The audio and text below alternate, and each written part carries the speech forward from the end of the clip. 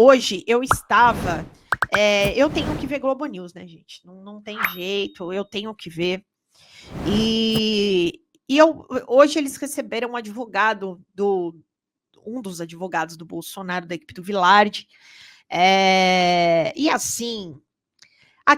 eu acho que, na verdade, quem está delirando não é o Bolsonaro. Não é o Bolsonaro que delirou com a tornozeleira.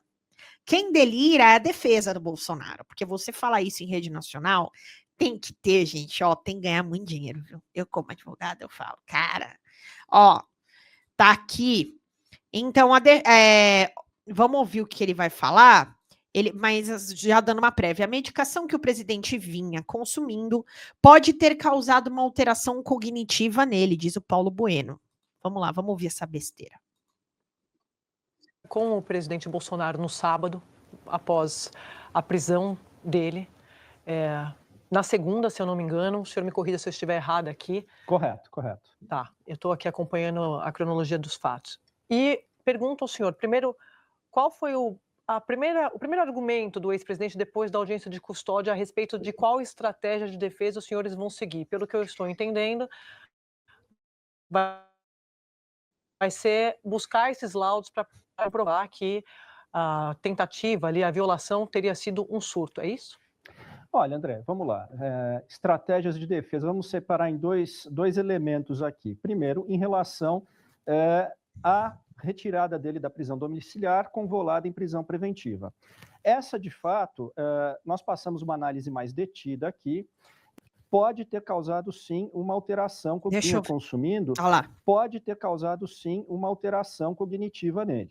E eu vou explicar um pouquinho aqui. O presidente ele tem uma equipe que o acompanha há alguns anos, liderada pelo Dr. Leandro Tinick, do Hospital Albert Einstein, que é o clínico geral, e pelo Dr. Cláudio Birolini, que é o gastro especialista aí em função das facadas, das cirurgias, etc.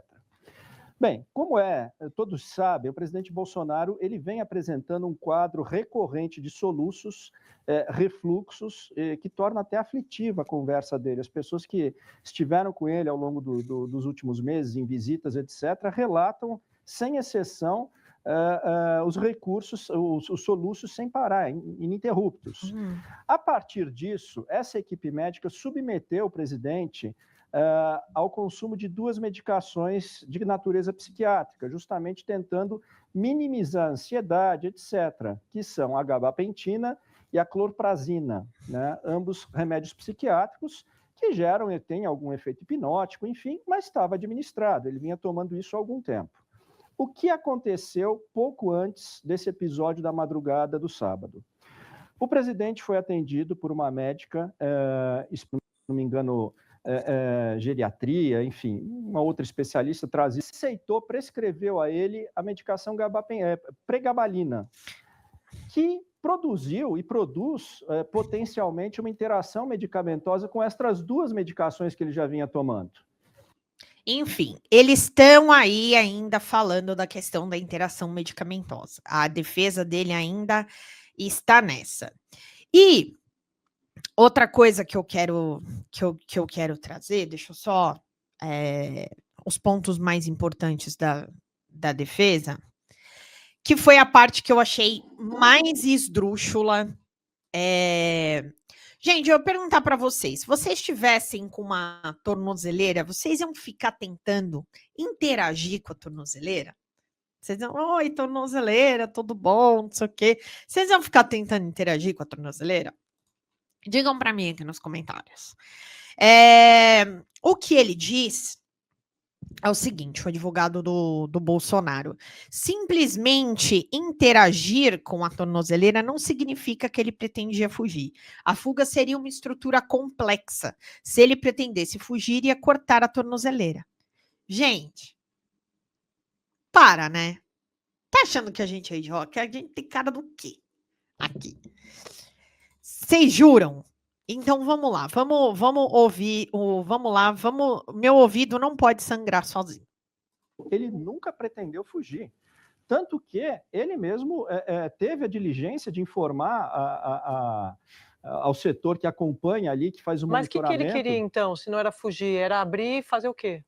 André, como eu coloquei para você, havia uma suspeita, uma desconfiança de que poderia haver um dispositivo de escuta. Mas ele não podia avisar as autoridades em vez de tentar violar a lei, né? Porque é uma violação da lei. André, mas de novo, volto a falar o seguinte, você simplesmente interagir com a tornozeleira não significa, não equivale a dizer que você pretendia fugir. A fuga seria uma estrutura complexa. Se ele pretendesse fugir, ele iria cortar a tornozeleira e não simplesmente passar um ferro de solda para ver o que tinha dentro da caixinha do dispositivo da tornozeleira. Não faz sentido isso, ele não teria como fugir. Se as pessoas conhecessem o local onde é a residência dele, não tem como fugir pelos fundos, né? Os fundos fazem, você tem muro alto com vizinhos, não tem rua. Uma pessoa como o presidente Bolsonaro, se puser o pé na esquina, é reconhecido.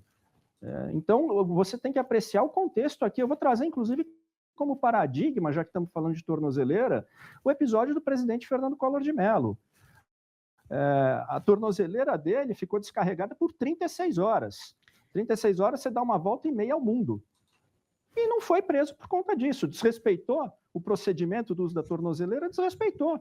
Mas ficou evidenciado que ele não pretendia fugir. E por isso ele não foi levado para custódia preventiva.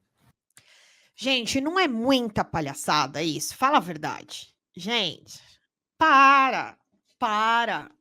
Agora, teve aquela questão que eu trouxe para vocês do irmão dele, que teria dormido lá na residência, e que provavelmente o ajudou. E aqui, como eu comentei com a Xanda, acho que foi na terça-feira, parece até que eles tentaram colocar de novo a tampa, ainda tentaram fazer um esquema ali, tentaram derreter de volta. Então, assim, minha nossa, gente, que absurdo, né? E a defesa vai fazer isso. A defesa não tem muito o que fazer. A realidade é essa. Eles vão precisar dizer que ele não tentou fugir, que ele não tentou, como se fala, danificar a tornozeleira, que foi curiosidade. Eles vão bater nisso, porque eles sabem que não tem outro jeito. Eu acho certo ou não a estratégia, acho que é o que tem para hoje, eles não têm o que falar, acho que passa uma vergonha, entendeu? Mas principalmente falar da interação medicamentosa. Fala galera da Folha TV, não se esquece de se inscrever aqui no nosso canal para assistir programas como Folha Notícias Manhã, Folha Notícias Noite, o nosso Folha Entrevista e o nosso Barzinho das Meninas, muitas coisas bacanas a gente acompanha por aqui.